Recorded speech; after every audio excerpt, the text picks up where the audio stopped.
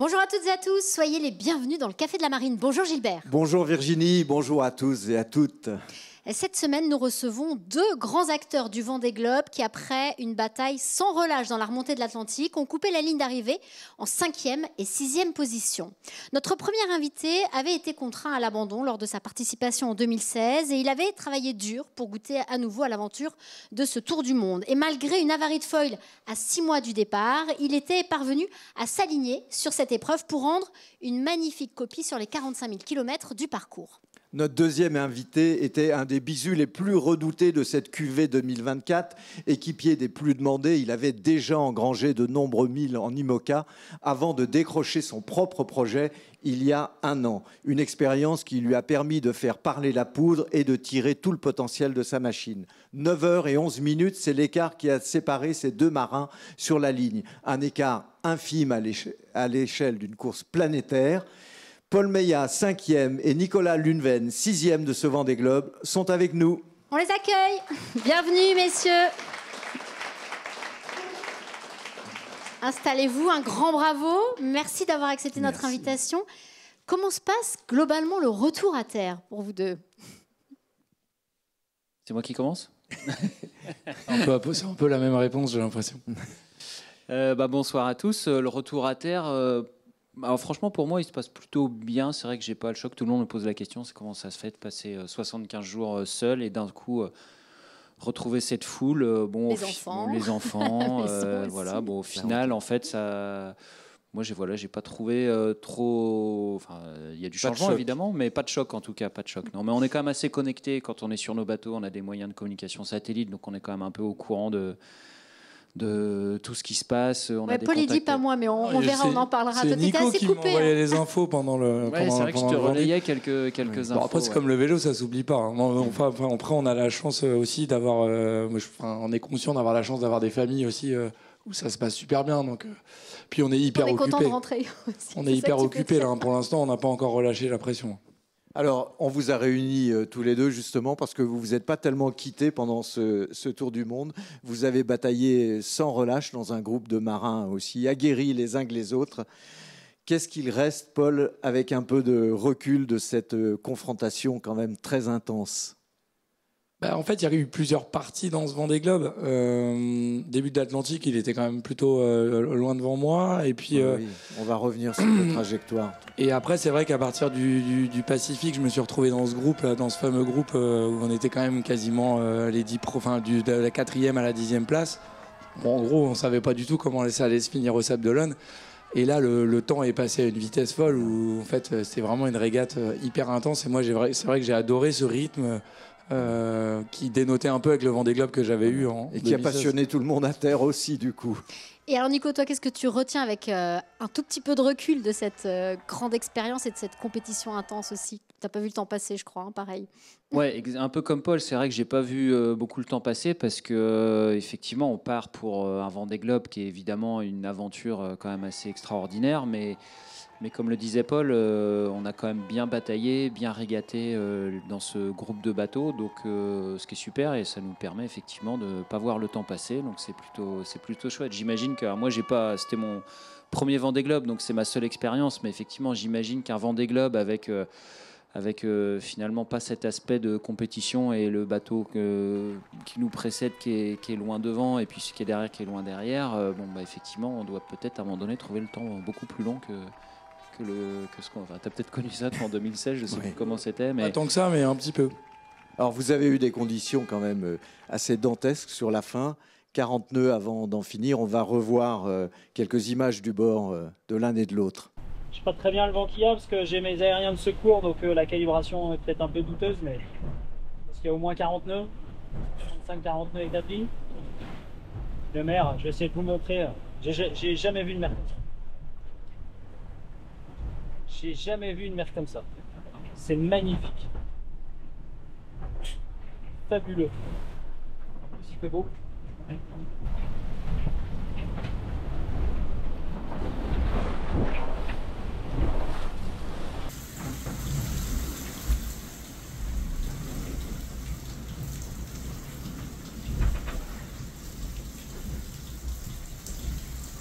Vous vous avez eu des conditions assez incroyables, on l'a vu sur ces images. C'est un peu un chemin de croix quand même. Il était temps d'en terminer, non? Ouais, moi franchement, j'ai pas honte de le dire. La dernière semaine de course, ça n'a pas été une partie de plaisir. On a eu des conditions difficiles, ça a duré longtemps. On est en même temps si proche de l'arrivée, mais bon, il reste quand même quelques jours à faire dans ces conditions-là. En plus, les skippers commencent à être fatigués, les bateaux commencent à être fatigués, donc on fait aussi avec des bateaux, voilà, on n'est pas super à l'aise. Enfin, en tout cas, moi, j'avais quand même des petits soucis techniques. Je pense que Paul, c'était un peu pareil. Donc voilà, on a en même temps très hâte que ça se termine, mais c'est pas encore terminé.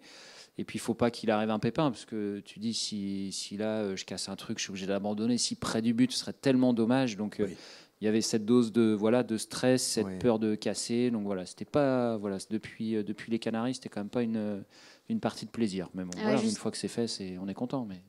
Justement, tu évoques ces avaries. Et Paul, tu as connu aussi un problème. Tu as eu notamment cassé ton émerillon d'été de J2. Tu as dû monter au mât, ce que tu adores. Tu as réparé comme tu as pu. Tu as perdu ton J2 dans la bataille.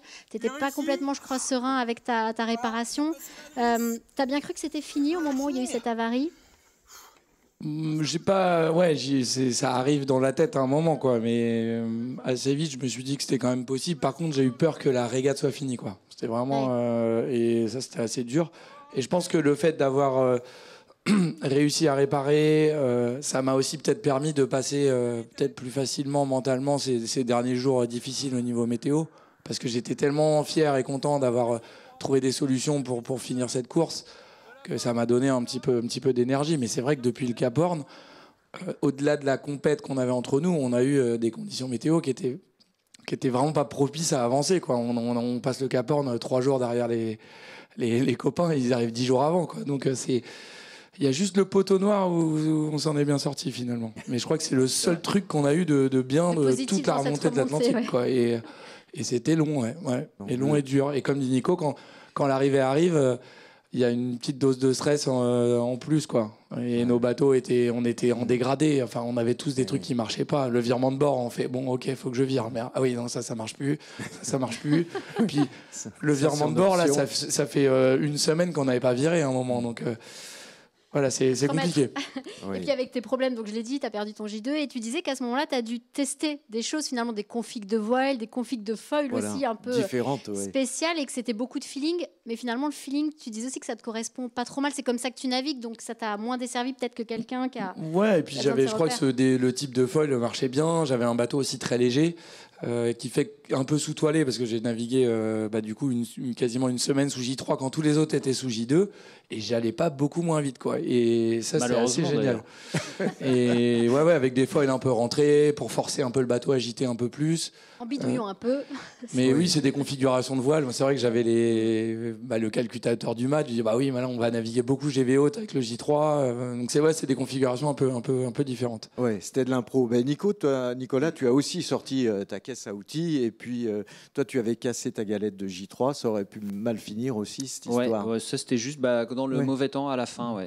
Ça aurait pu mal se terminer. Au final, j'ai perdu pas mal de temps parce qu'il a fallu abattre. C'était au près évidemment. Il a fallu abattre dans du vent fort avec de la mer, récupérer un peu tout ça, remettre tout ça en ordre de marche. Donc j'ai perdu des petites heures précieuses. C'est là où je pensais encore pouvoir. J'espérais battre Paul, mais c'est là où il a pris un petit peu d'avance et j'ai pas pu le rattraper après. Alors justement, vous vous êtes bagarrés comme des dingues. Vous avez des bateaux de la même génération, des plans Verdier tous les deux. C'est finalement peut-être sur ces petits détails techniques ou petits pépins techniques que ça s'est joué, Nicolas, sur la fin?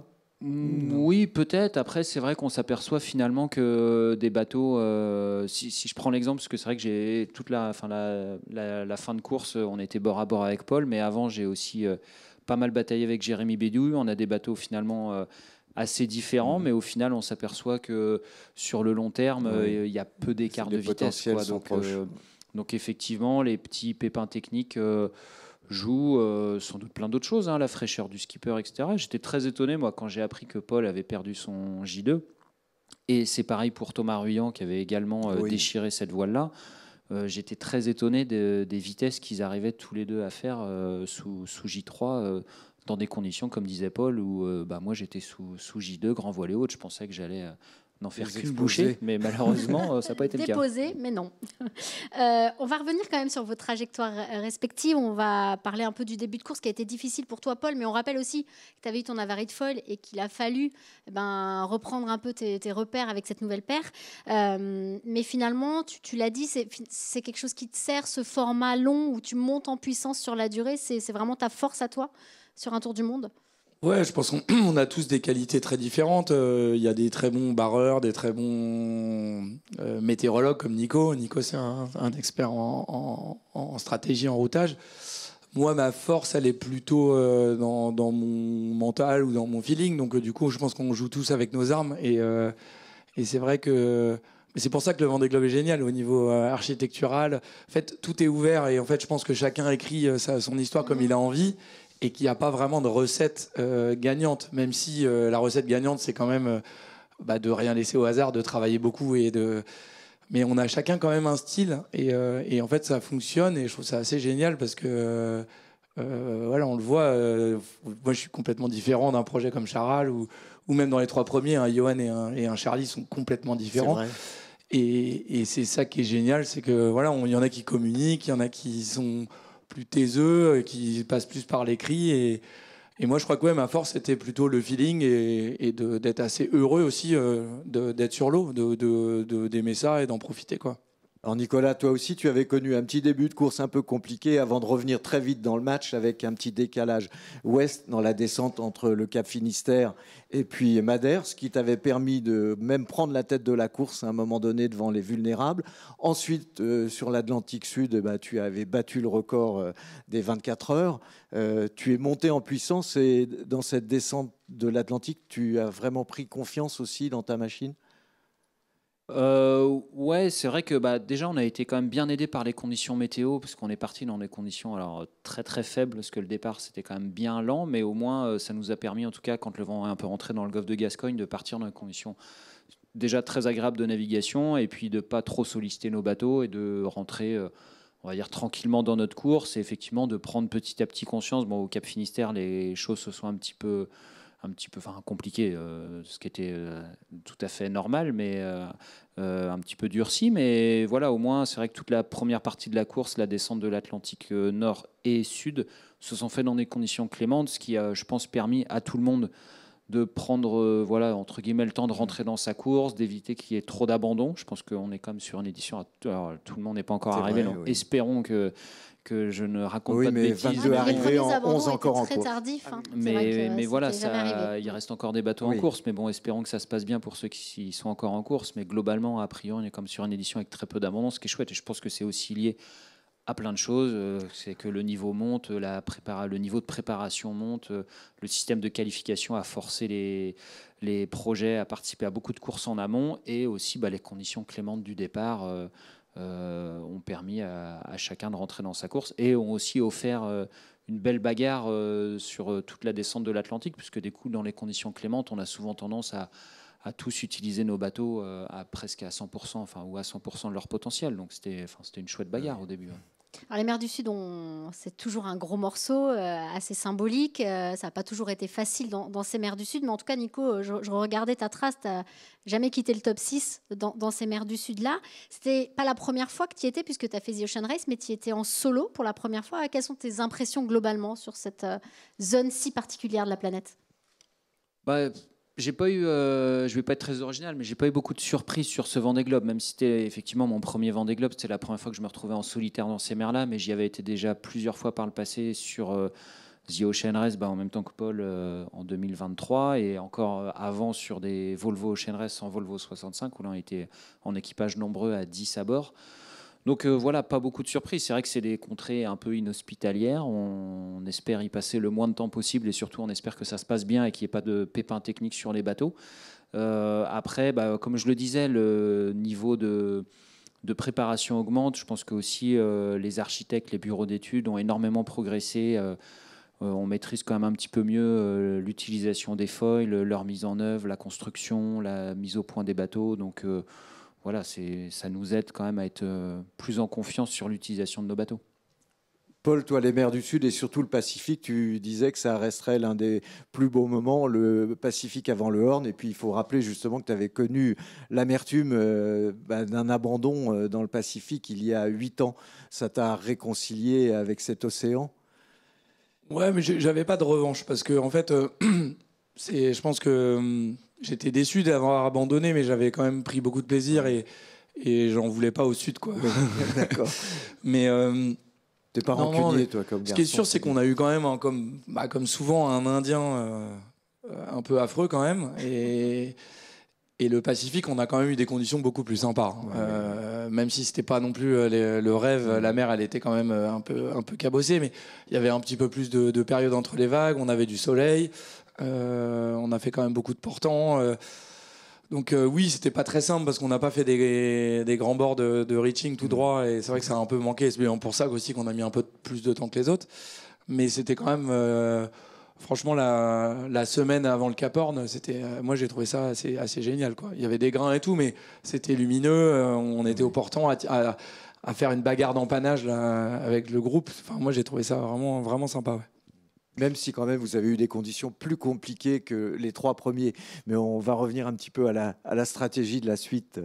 Oui, notamment cette remontée de l'Atlantique. À un moment, vous prenez une option Est, tous les deux, qui vous a fait perdre du terrain. Et je crois que tu as été interrogé là-dessus, Paul, en conférence de presse, savoir est-ce que c'était un manque de lucidité. Et tu disais, Nico, qui justement est un super météorologue et un expert, m'a suivi. Et c'est que des fois, la météo, c'est comme ça se referme et on n'y peut rien.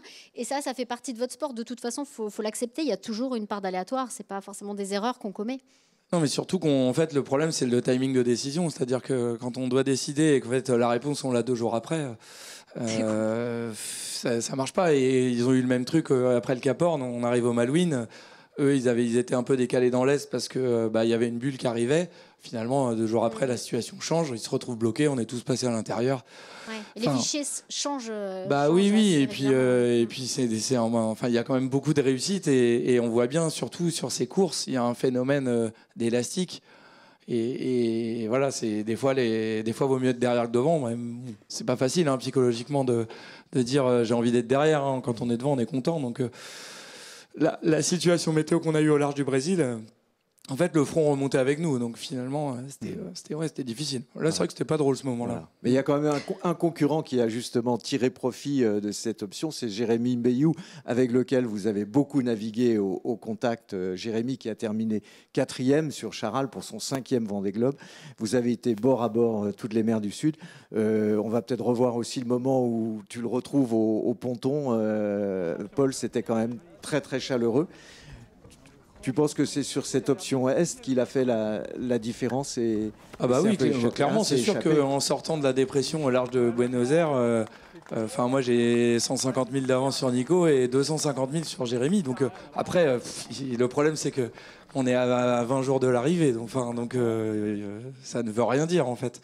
Mais oui, à ce moment-là, bien sûr, il prend un avantage et surtout aussi, il gère assez bien la dépression qu'on a eue au large du Portugal en arrivant, qui était quand même assez virulente. Et avec Sam Gutschall, ils prennent quand même je dirais qu'ils prennent quand même beaucoup de risques. Il fait un choix osé d'aller... Ils vont naviguer dans 60-65 nœuds de vent. Ça passe pas pour ça. Ça passe pas. Ça passe pour Jérém. Et je pense que voilà, il est allé la chercher sa 4e place. Elle est pas tombée du ciel, quoi. Ouais, donc, je pense qu'il la voulait. Ouais. Donc non, et donc il se retrouve à nous. On a fait du prêt avec Nico et lui il a fait du portant. C'était plus sympa à la fin. C'est plus sympa, plus simple. Un peu moins la punition sur la fin. Un mot des femmes aussi avec Justine qui fait une superbe 8e place. Elle aussi, elle a pas volé, elle est allée la chercher. Et puis elle a fait une très très belle course. Et puis un mot peut-être de Sam Davis puisque vous la connaissez bien tous les deux. Vous avez disputé la Transat Jacques Vabre avec elle. Peut-être un peu de la déception pour Sam qui avait fait un podium sur la Transat CIC avant le Vendée. Ouais, c'est vrai que j'ai pas eu l'occasion de recroiser Sam depuis son arrivée, mais effectivement, je pense que Sam, elle a mis un petit peu de temps à se mettre peut-être dans la course, dans la descente de l'Atlantique, et puis après elle était un peu en retrait. Et je pense qu'elle a eu du mal à... Même système. Voilà, pas dans le même système météo, alors que du coup Justine, qu'on connaît aussi bien. Pour avoir bataillé en Figaro pas mal contre elle. Enfin, je sais pas toi, Paul. Je pense. J'ai arrêté juste avant, je pense. Ah ouais, non, moi j'ai fait un peu de Figaro contre Justine et c'est pas une surprise de voir Justine ici. Elle avait fait 7e à une solitaire du Figaro. On voit l'arrivée de Clarisse aussi qui a fait une belle course. Et puis sur les courses des dernières saisons, Justine, elle était quand même toujours dans le match, donc c'était pas vraiment une surprise de l'avoir à cette place-là. Et puis Sam, ça passe quand même à pas grand-chose. Hein. C'est quand on se retrouve sous la Tasmanie, il y a cette fameuse dépression qui nous emmène un front. Boris, il passe et que Justine a réussi à prendre Justine aussi. passe vraiment juste. Alors qu'elle était avec Sam pendant longtemps. Et ils étaient bord à bord en fait. Sam à bricole, elle a un truc qui casse. Enfin, ça se joue à rien quoi. Voilà, c'est cruel parfois. C'est le tour du monde.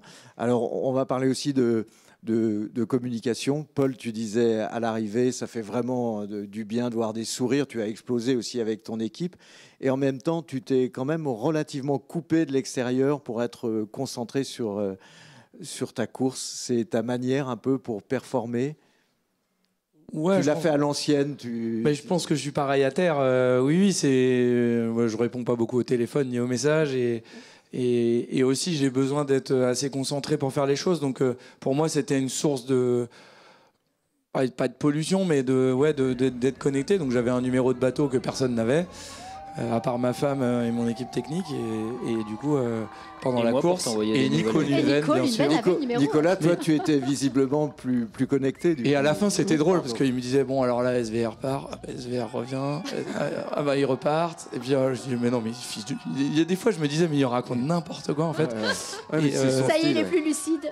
Et c'était assez pour déstabiliser le concurrent. Voilà, exactement. Toi, Nico, c'était déjà une victoire quelque part aussi, forcément comme pour tout le monde, de finir ce Vendée Globe. Mais on rappelle quand même que ce projet, tu l'as pris sur le tard. Tu as réussi à refédérer une équipe avec une belle alchimie rapidement. Ouais, effectivement, on a démarré cette préparation pour le Vendée Globe de manière un peu tardive. Après, j'ai eu la chance d'avoir une super équipe autour de moi qui vraiment s'est investie à fond et ça, c'était top. Je dis ça parce qu'il y en a un qui est assis là-bas, donc il faut que je fasse attention. Sinon, ils ne vont plus rien foutre dès demain matin. Et non, mais c'est vrai que c'est vrai que cette expérience, ce projet Vendée Globe, pour moi, c'est super. Déjà, c'était inespéré et puis ça s'est super bien passé, comme tu le disais, déjà de finir le Vendée Globe. C'était super, à une honorable 6e place, j'ai envie de dire, avec je pense que j'aurai une copie qui est à peu près propre, un tout petit peu moins propre que celle de Paul, mais bon, ça va, non, c'est bien. Et puis voilà, il y a tout ce côté humain autour de nos projets, même si on est tout seul sur nos bateaux, on a quand même des équipes assez conséquentes autour de nous qui nous accompagnent, des gens qu'on voit tous les jours. Donc voilà, nous, ça s'est super bien passé. Les sponsors, je pense, sont aussi très contents. Donc voilà, l'opération est réussie et ça, c'est chouette de voir. Et puis, comme on disait, franchir la ligne d'arrivée, c'est quand même une victoire en soi, même quand on ne gagne pas, de retrouver tous ces gens, les gens qu'on aime, nos proches, les familles, les sponsors, l'équipe, tous ces sourires-là, c'est quand même des chouettes moments. Mais Paul, toi aussi, tu avais une certaine fierté parce que tu as construit avec ton équipe sur ces 4 années un projet qui est un peu parti d'une feuille blanche. Et justement, est-ce qu'il va falloir du temps, mais est-ce que déjà tu as l'envie d'y retourner ? Ouais, je pense qu'il faut encore laisser un petit peu de temps, mais oui, c'est sûr. En fait, on est quand même, on est fait pour ça, hein, globalement, c'est sûr. Hein, on s'en rend compte, mais ces projets sont géniaux parce que, comme dit Nico, là, on vient à peine de rentrer, on est déjà à préparer la course de cet été, à être dans le chantier et tout. Le danger, c'est quand même, faut faire attention aussi au rythme et c'est vrai que les 3 ans que j'ai vécu, c'était peut-être un tout petit peu trop. Il va falloir trouver dans le curseur comment organiser un peu. Puis j'étais aussi très présent sur ce projet parce que forcément, il a été dur à monter. On a eu quelques galères. Mais oui, moi j'ai envie de faire aussi Ocean Race. Je trouve que c'est génial. On va faire Ocean Race Europe l'un contre l'autre cet été. Et puis après la suite, j'adorerais que ça continue. Ouais. C'est sûr que c'est tellement génial ces projets qu'on a envie d'y aller. Ouais. Nico, tu as envie de transformer l'essai aussi encore plus. On a envie de dire qu'il est déjà transformé, mais voilà, il y a aussi l'envie d'y retourner. Écoute, je suis pas très original encore une fois, mais je vais faire la même réponse que Paul. C'est vrai que déjà, comme dit Paul, le Vendée Globe, c'est un peu tôt pour répondre parce que finalement, le Vendée Globe, même si la ligne d'arrivée est franchie, il n'est pas encore complètement terminé. On en parlait juste avant le début de l'émission, mais on n'a pas encore récupéré au niveau fatigue. Il faut nous laisser le temps quand même un petit peu d'atterrir et l'envie de passer du temps avec vos familles aussi. Ouais, voilà, ça fait partie quelque part de la récupération. Voilà, de reprendre, on va dire, une vie de terrien à peu près normale, et puis de se projeter à nouveau vers de nouveaux projets. Donc ça va commencer par les courses de la saison 2025. Et puis viendra la réflexion d'un autre Vendée Globe. Et comme Paul, je pense que la réponse devrait plutôt être positive si l'opportunité se présente. Mais on verra bien.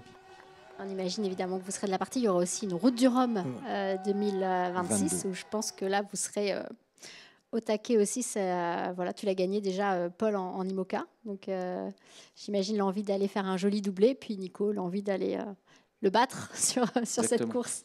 Merci d'avoir été avec nous tous les deux. Bon repos, bien mérité. Bonnes vacances si vous avez le temps de souffler, même si on a déjà compris que vous étiez tourné vers les prochains objectifs et déjà dans le chantier. Voilà, mais prenez le temps de récupérer, de profiter. Et puis on aura beaucoup de plaisir, nous, à vous suivre sur les prochaines courses à venir. Merci beaucoup d'avoir été dans ce café. Merci à vous. Merci beaucoup. Bye bye.